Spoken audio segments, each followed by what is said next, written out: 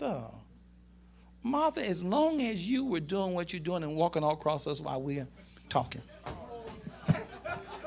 as long as you were reaching all across us, and as long as you were ignoring my presence in your house, as long as I was sitting here and talking and you wouldn't hear your leader while your leader, as long as you were doing this, I never said a word.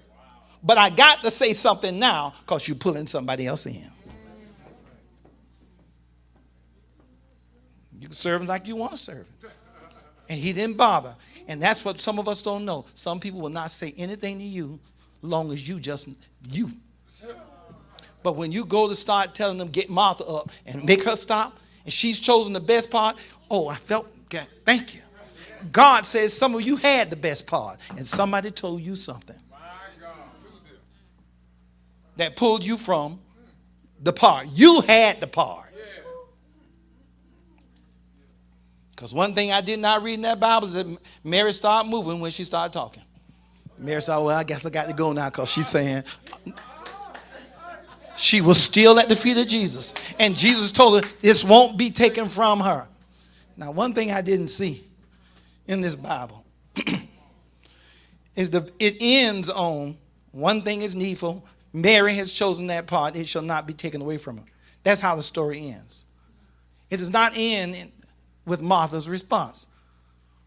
Like some of us, after the preacher preaches, you have to go home first, think about it, and see how God's leading you. Well, okay, I tell people, I say, I want you to pray about that, and you see. Here's a message. Or I say, well, God said, pray about that.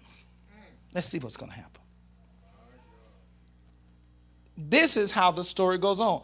I think if it were my story, there would have been a 43rd verse.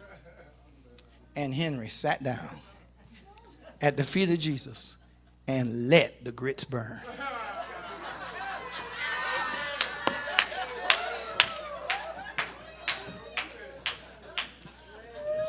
You don't have to tell me but one time. Sit down.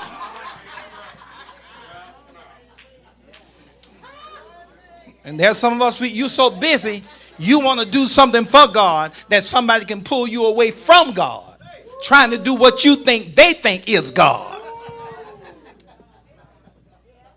She was feeding God, serving God, moving around the house. And so her opinion was, you need to tell her to stop and help me serve God the way I know.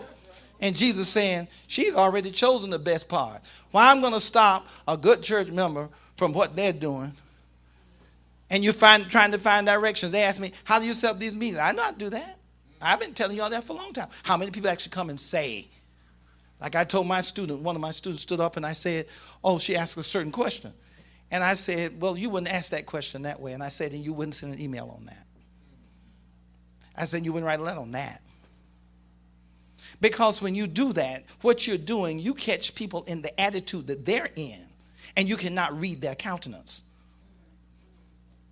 So you prefer, if you're trying to get a new employer and you're trying to take on a new job, you prefer to make the impression yourself. Because that day they may have been bitten by the dog before they got there.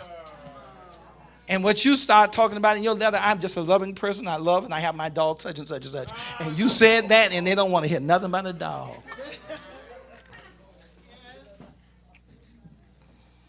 No, we have these things and you don't handle it right. And then God has already told you how to make it if it worked for me. When I looked at those pictures and I saw that love campaign, I got so